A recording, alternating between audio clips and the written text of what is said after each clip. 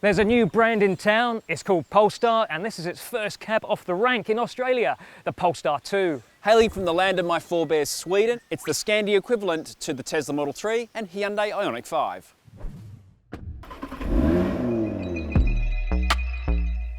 In this video, we're going to go through all of the stuff about these cars. We're going to talk about the design, the specification, the safety. We're going to talk about what it's like to own. We're going to talk about the interior.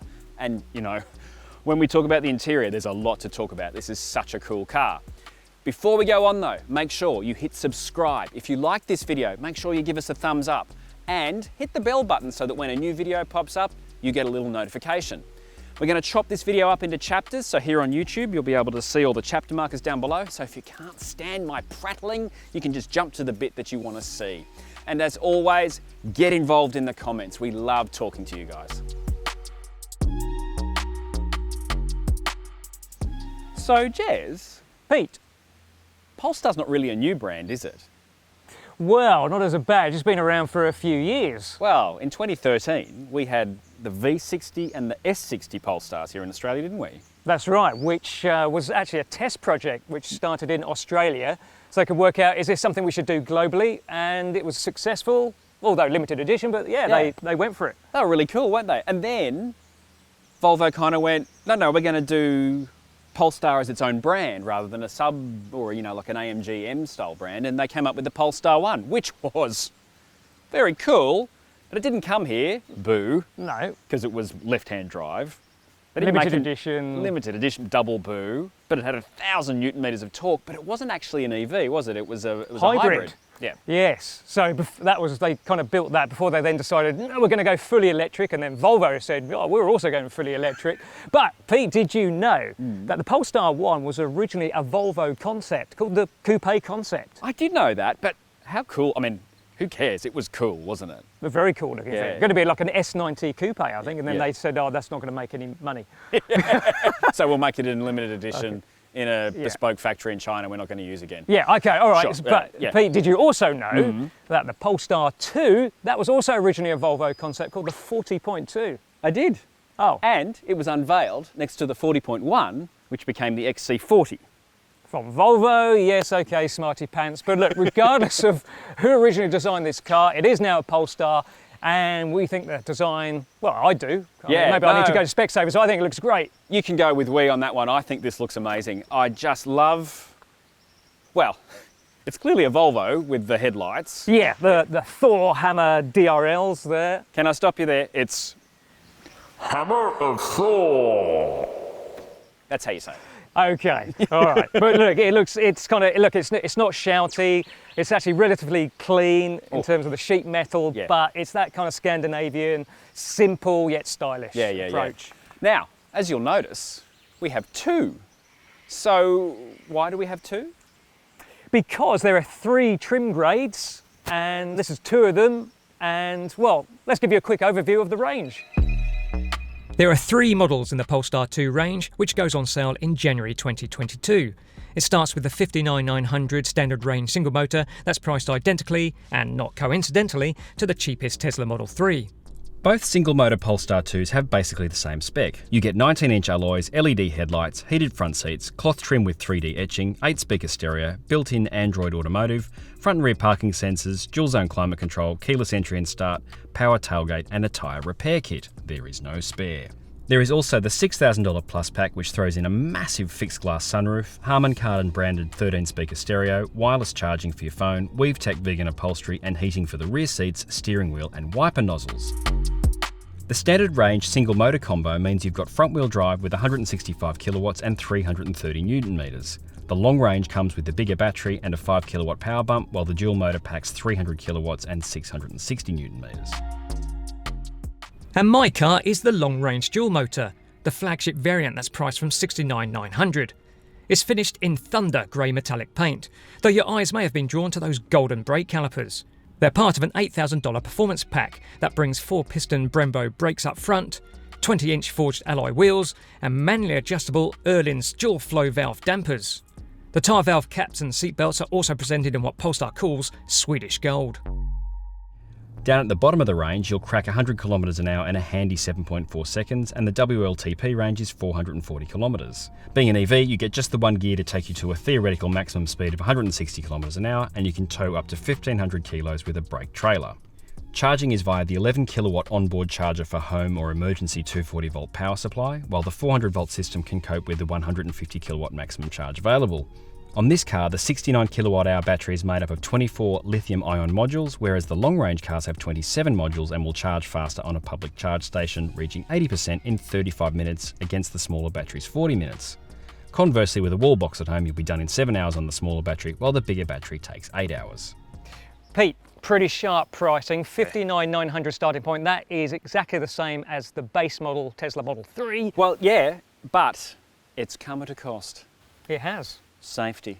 Now, I don't want to get too bogged down into this because there is already a lot of safety gear on this car. You've got collision avoidance, mitigation, braking and steering support, pedestrian and cyclist detection both day and night. Now, I've got this bit of paper because it's really important I get this right. It's not just because you've forgotten your lines. Yeah, that's right. I'm getting old, there's a lot to remember. There's a lot of stuff on here, including 8 airbags, which means centre airbags, so that in a side impact you don't clash heads, and that's the kind of thing you need to get a 5-star ANCAP rating. But it's missing something that regular viewers will know I'm very big on, and that is reverse cross traffic alert. I just think every car should have it because every car can have it. It's a good feature. Yep. But it's also missing adaptive cruise control, auto high beam, blind spot assist, which, you know, I know this is Polestar, but Volvo invented blind spot many a year ago, and it's, you know, you can get them on sub 30k cars. Yeah. That's part of a $5,000 pilot pack. Yeah. And this is all stuff that is standard on every single Volvo XC40. Yeah, and so, I mean, there's an argument about saying, yeah, but it's on other cars as well, but this is part of the Volvo group. They are big on safety, and as you say, they invented a lot. I mean, they invented seatbelts, so much so, they've got gold ones. But, yeah, I just think having to spend that extra $5,000 on some pretty basic safety features, really, like reverse cross traffic alert, it's a lot. Having said that, if you're in Victoria and New South Wales, you get $3,000 back on the car, and in New South Wales, you get the at least on the base models, you get the stamp duty holiday, so you're going to get that $5,000 back. So just do it. Yeah. And look, so it is a slightly controversial move because yes, it's Polestar, but it's a Volvo Group brand. Yeah. But look, anyway, enough of that. I think it's time to explore these cars in more detail. Absolutely.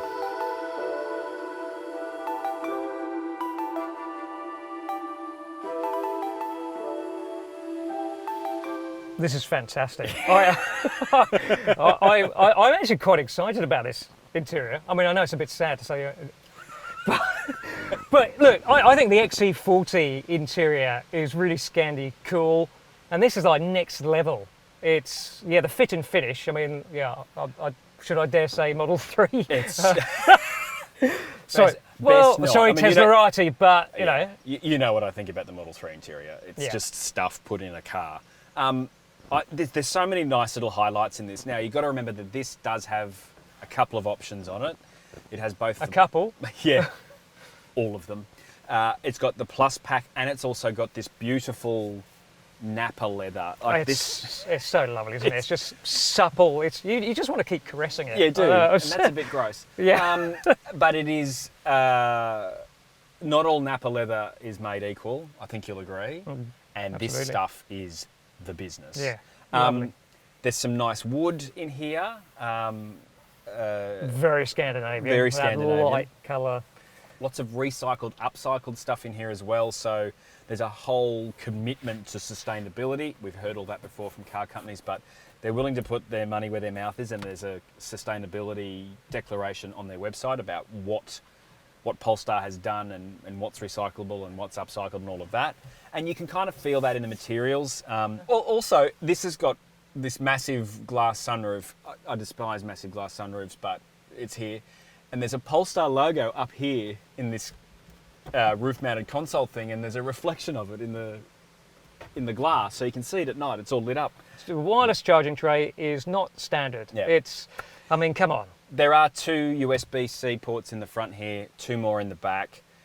The 11.15-inch screen is massive and good. Are you sure it's 11.15? Not 11.2 or... Well, 11.17993 or something. Anyway, it's something like that. It's a really good screen. It has Android automotive in it, which is kind of like built-in Android Auto. This is the first car to have it. First car to have it. I thought it was going to be quite annoying, but it actually is fine. And there's going to be more stuff coming. It has... Fine, only fine. I think it's really good. I'm going to declare my hand here and say that I've run a company that develops on Android, and I hated it. I don't like Android, but it's fine. It's good. The maps is awesome. The integration... Maps is brilliant. And the size of the screen, I really like. You can see a lot of the route and the road where you're going. Yep. But what I really like about the integration with the maps is that you can also put it like an Audi and other digital dashboards. You can put it into the dashboard there as well. Just with this little button here on the steering wheel. Yeah, it's very nifty and it looks great. It's fast. The hardware's really good. Next year, it will have, so when I say next year, hello, it's to the future, 2022, it will have Apple CarPlay, but USB only. But anyway, look, let's see if some decent rear seat space is standard in this car. Yes. Something has to be. All right. Right, Pete, tell us your thoughts on this rear seat. I'm quite happy, actually. It's nice, isn't it? I mean, we've already talked about Delighted you're happy. Yes. We've already talked about how lovely this leather is, but it's really nicely shaped. It's very comfortable, yeah. Bit of angle, so you got some under thigh support. Yep. Enough toe room as long as the person in front of you doesn't have to have the seat right down in the weeds. And how tall are you again? 5'11"-ish? 5'11", almost. That's what you tell people. Almost 6 foot. So yeah, you still got a bit of clearance. There's a bit of clearance. And, there is a sunroof. The sunroof probably doesn't help. So if it didn't have a sunroof, it would probably feel. Well, I don't know. The light probably makes it feel less claustrophobic. I don't know. Not that it's claustrophobic. My head's quite close to. The roof lining has got a bit in your peripheral vision. Not a big deal. No. Air vents, which is nice, and it's actual real metal. It's quite nice. Oh, that's lovely. Oh yeah, they look cold. But I think they're straight out of the XC40, I believe. But hey, look. Good design is worth ripping off. Absolutely. Seat heaters, we've already talked about how good they are in electric cars. And the USB ports. USB, 2 USB-Cs. 2 USB-Cs, make sure you've got the right cable for that. Armrest with 2 cup holders. It's staggering how many cars don't have armrests at the moment. It's a crime not to have one. It's criminal, because it means you also don't get the cup holders. I also like this. The integrated. I know. I get excited about these. Really excited about it. But the integrated headrest that just then goes down. It just doesn't look like it's there anymore. It is nice. That's great. Which is good because the vision is limited out the back here, so being able to knock that out of the way is really handy. You've got bottle holders in the doors, but they're only going to hold smaller bottles, like ones you buy from the shop. This is a Mount Franklin kind of water bottle. Yeah. You're not going to get a big glass one like the one I carry around. We haven't touched on something about this, which is what you don't often see in the EVs today. The transmission tunnel in the room. It's quite big, isn't it? It is. You're not going to get anybody except a little kiddie wink sitting in this middle seat. Now, the reason for that, Pete, because you don't know anything, is that this car is on the CMA platform, which is the compact modular architecture, shared with the XC40 as well as the upcoming C40 Recharge. Now, this was a platform that was designed for electrification, but it also had to cope with the existing internal combustion engines. So it was a bit of a compromise platform in that respect. So future Polestars and also Volvos will be on a proper dedicated EV platform, 100% EV platform. The skateboard. More of the skateboard approach, which will mean, flat floor. Flat floor. I mean, honestly, it's quite big, and someone sitting in the middle, their feet gonna have. These aren't huge footwells, so their feet are going to be stuck in there. So as you say, small kids, but for 4 adults, this is a very comfortable car, as long as nobody is super lofty. Yeah. And let's talk about the interior overall, because you go for a different vibe, because with the other car, we've got a black interior, bit sportier, and gold seat belts. Gold seat belts. Swedish gold. Yeah. What's Swedish about gold? Well, the only thing I can remember, my mum had a ABBA Gold Greatest Hits album when I was younger. Your mum had it. Okay, yeah, sure. Yes, it was my mum, right? Yeah. Right, so I mean, both interiors are very nice and structurally identical, of course. the material on that's a bit kind of neoprene Honda wetsuit material. It's strange but kind of nice. It's I mean, it looks very hardy and all of that. But yeah, I mean, I'm really quite taken with this interior. Yeah. It's pretty special. Yeah. Let's see if it's any good at carrying cargo. Let's do that.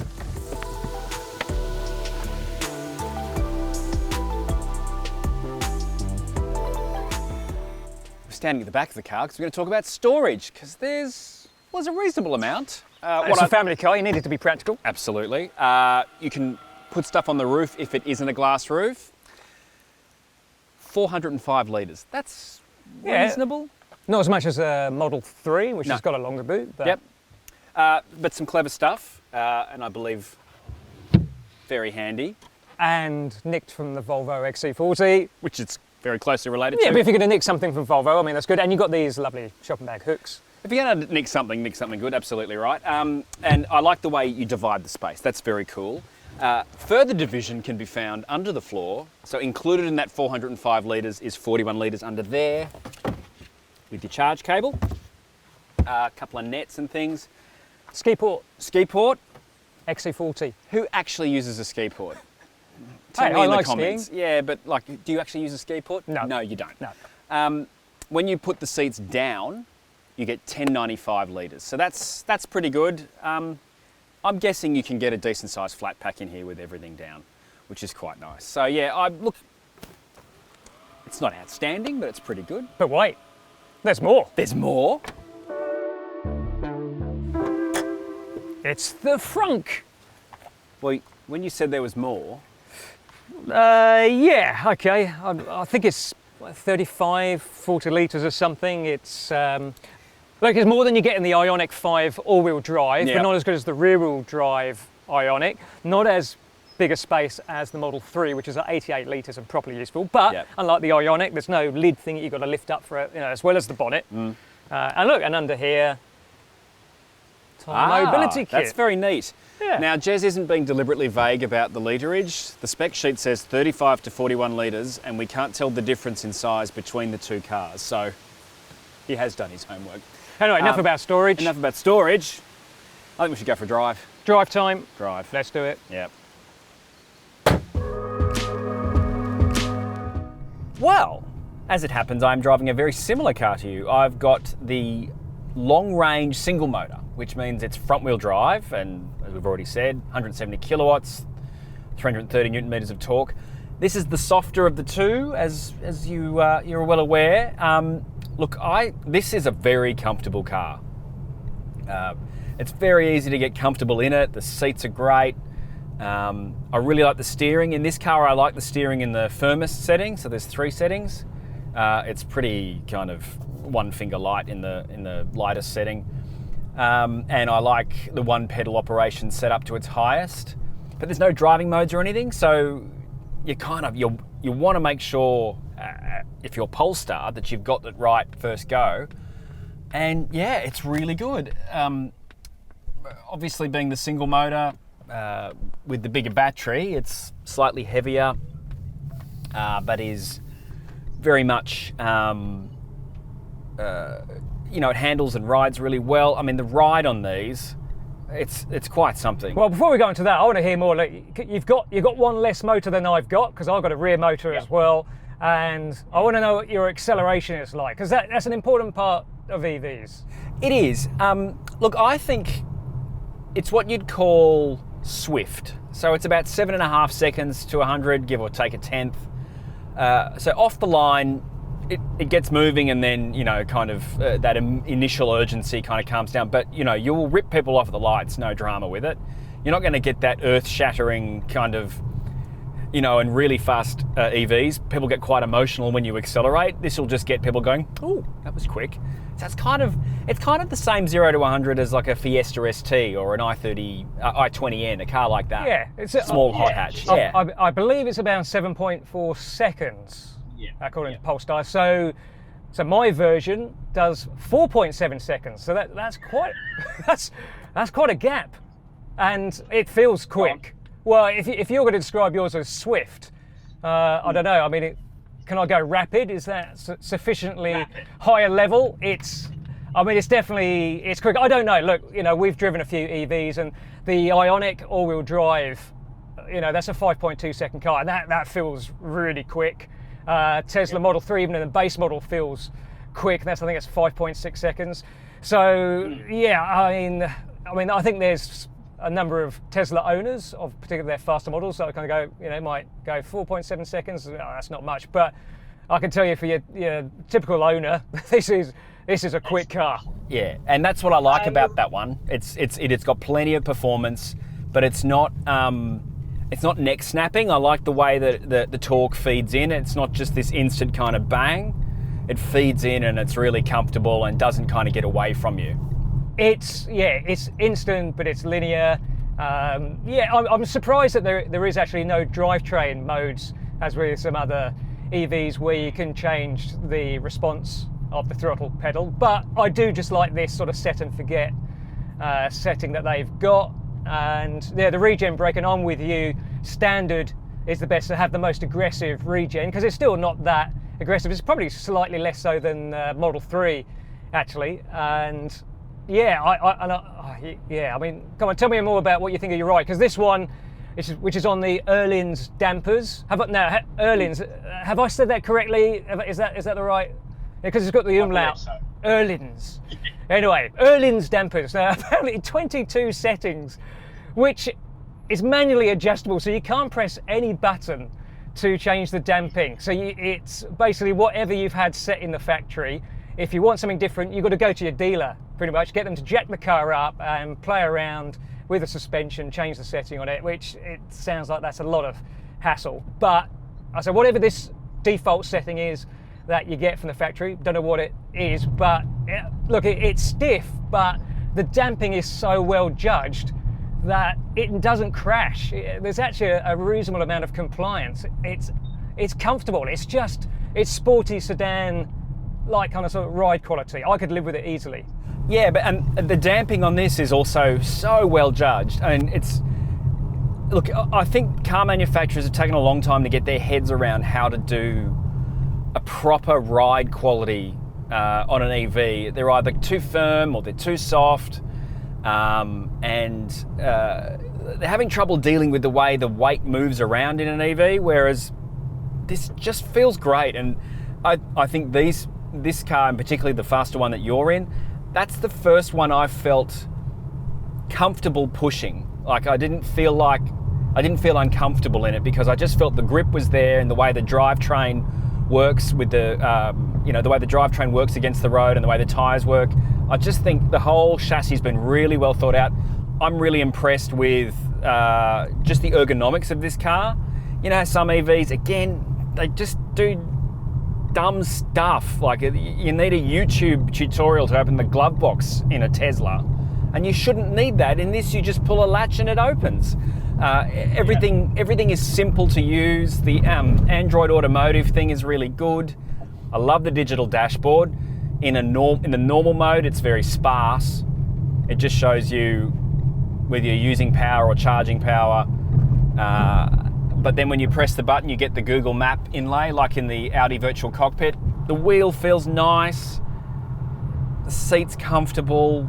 It is good. I think, yeah, for me, the driving position is spot on, and it's very much, this is a sort of high riding sedan. So you're a little bit more elevated than you would be in a, say a 3 Series BMW. Look, we're in EVs, we should probably talk about range. I want you to go first, because you use yours up faster. Well, apparently so. So yes, we're both in long range cars, but because I've got a dual motor, I use up more power, more battery life, and so I have a WLTP fuel cycle range of 480 kilometers. Now, interestingly, we picked up these cars pretty much brand spanking new. Couldn't be much newer. 23 kilometers on my car. I imagine it's not much more on your Odo.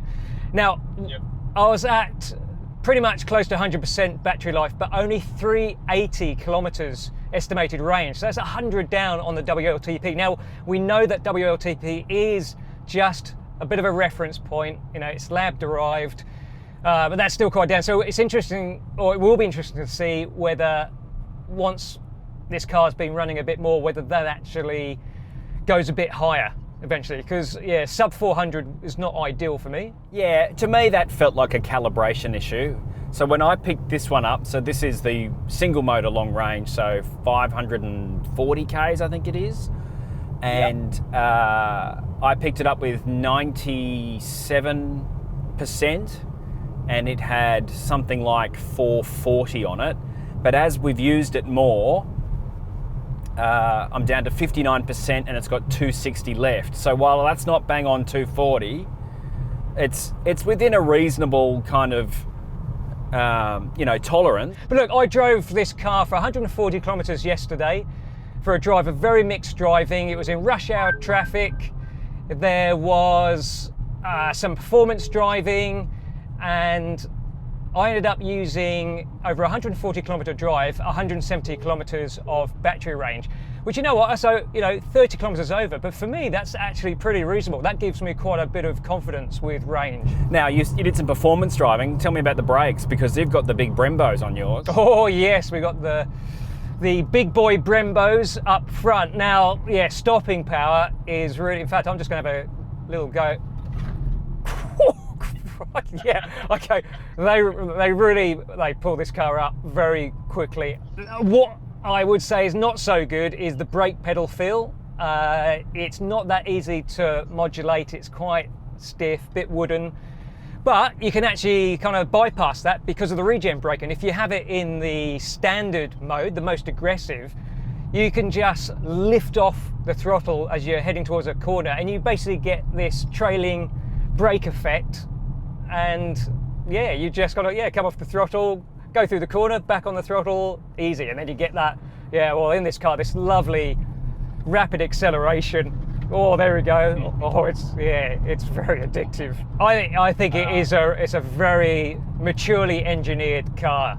It's where they found this sweet spot for ride and handling, where you've got a quite respectably compliant ride, but then some really quite enjoyable road holding, some good dynamics.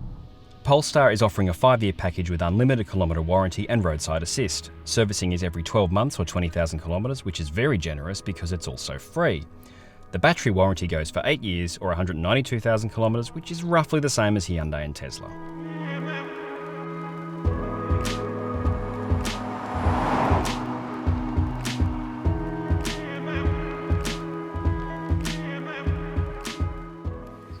Two Polestar 2s.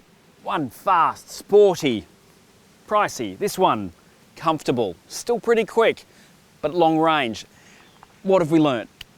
We've learnt that Sweden can build a pretty good EV, and definitely a rival for Tesla. Oh, yeah. Like, a very impressive car. The one I've spent most time with, the sportier version, I really like it. I mean, you wouldn't replace your Mazda MX-5 for your favourite Sunday drive, No. but for an EV, this is actually quite a sporty drive. Handles quite nicely, and the ride, I think, is probably the most impressive aspect of the way both of these cars drive. Look, the ride quality is big praise from Jez. He's got a bit of a ride fetish, but I was super impressed too. They're really nice cars to be in, and everything just works really nicely. And the little adjustments you can make to the way it drives, very, very nice. Look, and I totally agree. I think it's a great package. I could gush about the interior forever, but I'm not going to, because you're getting bored. What do you think? Tell us in the comments, is this the kind of EV you've been waiting for? It's the kind of EV I've been waiting for. Let us know. Thanks again for watching. Oh yeah, sorry, Yeah, I'm sorry. you're starting that. I'm starting. I prefer it in standard on that as well. You like that? Yeah. Oh, what's this creep mode? It's on at the moment. What happens if... No! So okay, same time next week, ladies and gentlemen. Don't forget the veal.